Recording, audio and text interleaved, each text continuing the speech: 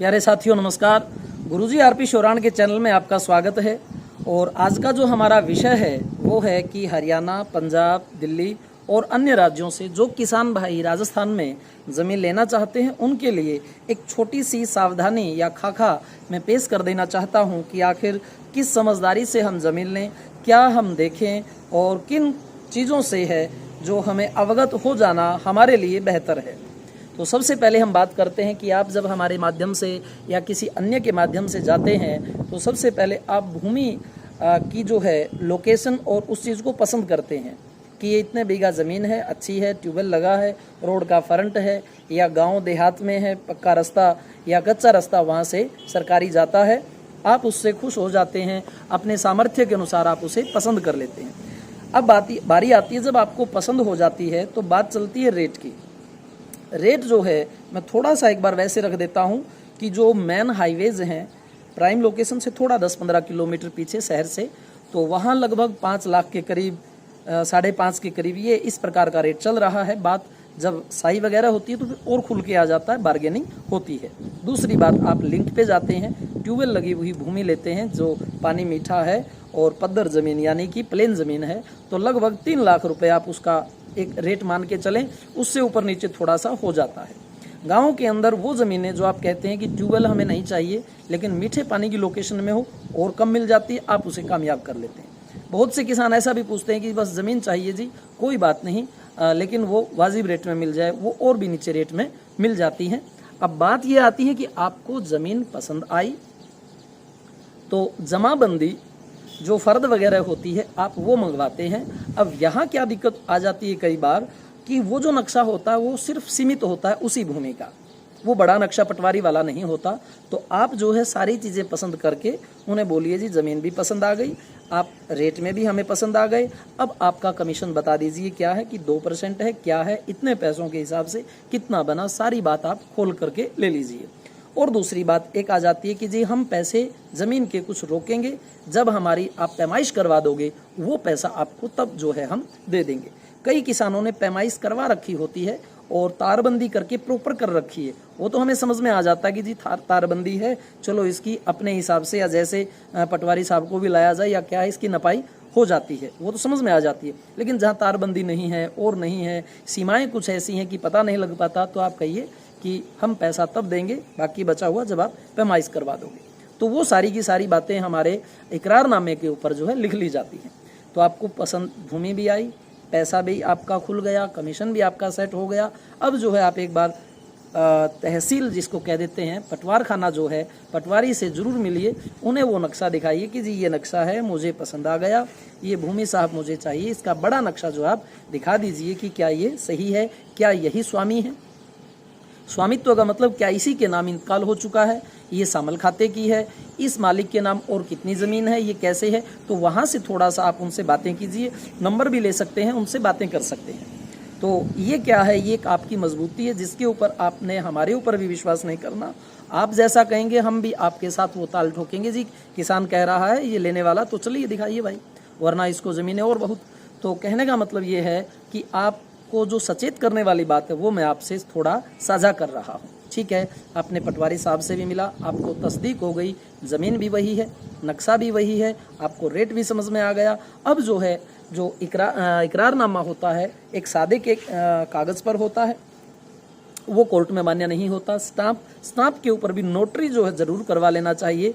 और जो रजिस्टर्ड इकरारनामा है उसके बारे में पटवारी से बात कर लेनी चाहिए कि आप कहते हैं कि मेरे पास कानूनी वैध जो है एक दस्तावेज हो, कल को कुछ भी हो तो मैं जो है अपनी बात को माननीय अदालत के सामने मजबूती से रख सकूं, तो वो चीज़ ज़रूरी है।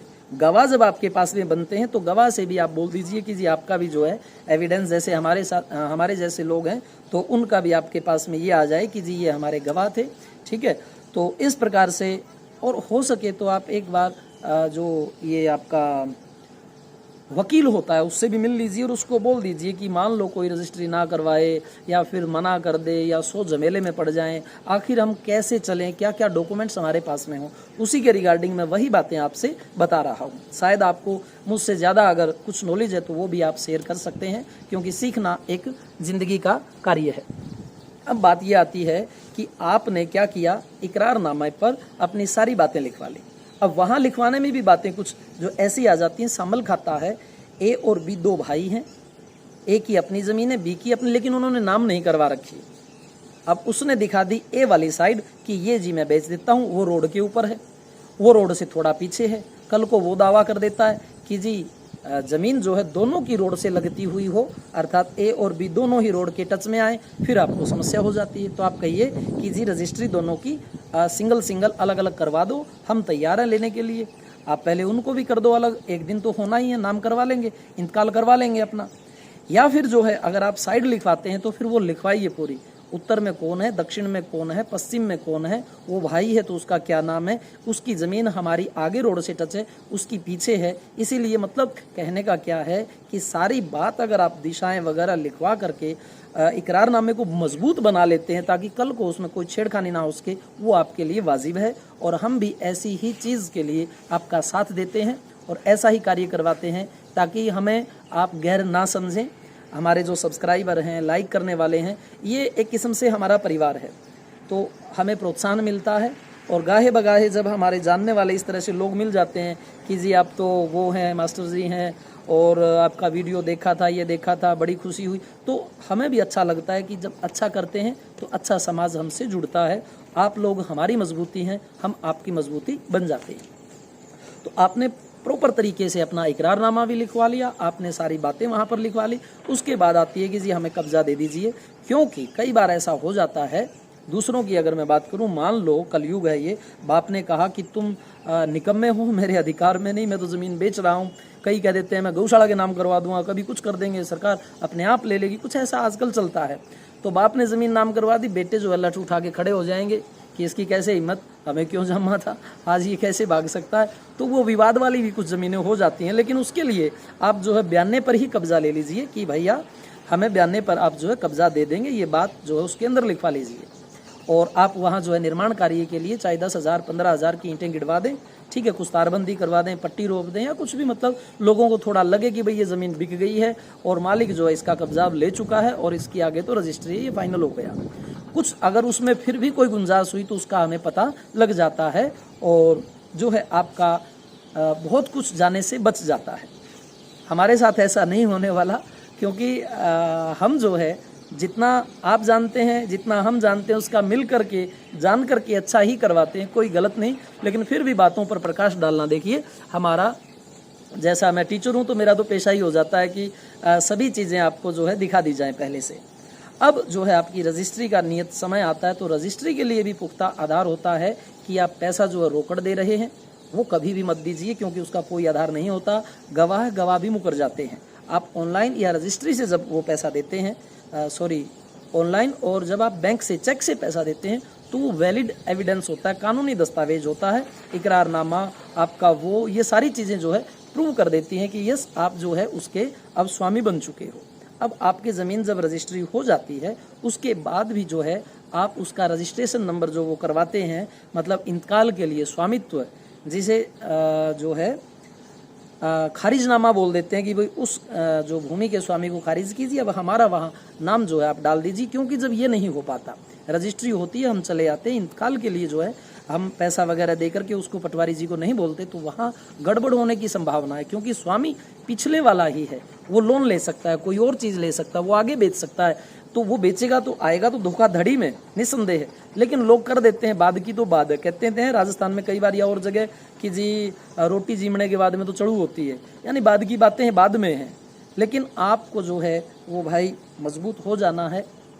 हम भी चाहते हैं कि प्रॉपर तरीके से आपका कार्य करें, उसी नाम के जो है हम आपसे जो है कमीशन अपना वसूल करते हैं और उसका हक भी आपको देते हैं। लेकिन हमारा ये नहीं होता कि अब आपके साथ जाएं, आपने हमारा दिन खराब कर दिया, इतना चार्ज हो गया, अपनी बेइज्जती करवाएं, आपकी बेइज्जती करें, ऐसा हमारा कोई मोटिव नहीं होता, कोई फीस वगैरह नहीं होती, हमारा तो कमीशन में ही बात बन जाती है। और दूसरी बात, आपको नहीं पसंद भी कोई आती, आप किसी दूसरे से बात कर लेते हैं, तो हाँ, एक चीज़ के लिए आप जो अपना नैतिक नियम बनाएं।